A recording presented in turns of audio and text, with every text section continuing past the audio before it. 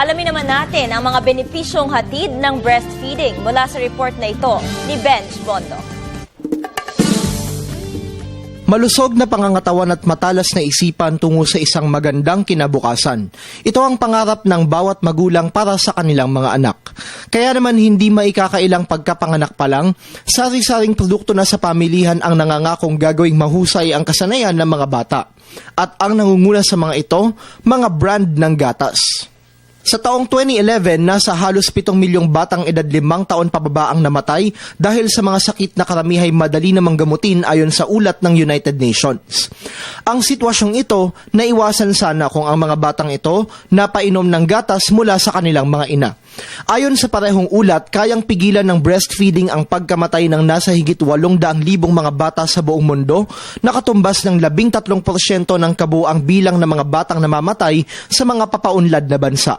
Dahil dito, inirerekomenda ang pagpapasuso ng mga ina sa kanilang mga sanggol na mula 6 na buwan hanggang 2 taong gulang.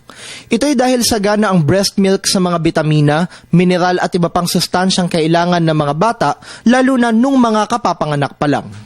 Bukod dito, nagtataglay rin ito ng antibodies na pumoprotekta sa sanggol laban sa anumang sakit.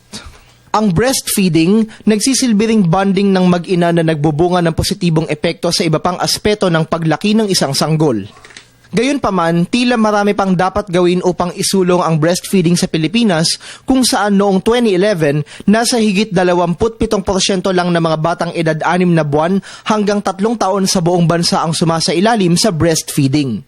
Kaya naman sa pamamagitan ng iba't ibang paraan lalo na sa social media, isinusulong ng iba't ibang samahan ng breastfeeding bilang mura at epektibong paraan para sa mga ina upang mapabuti ang nutrisyon ng kanilang mga anak.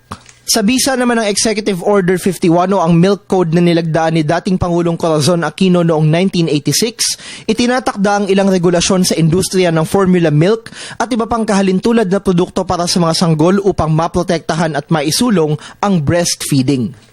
Sabi nga, sa natural at orihinal, walang tatalo. Kaya naman kung wastong nutrisyon para sa mga chikitingang usapan, ang gatas ni inay, tunay ngang walang kapantay.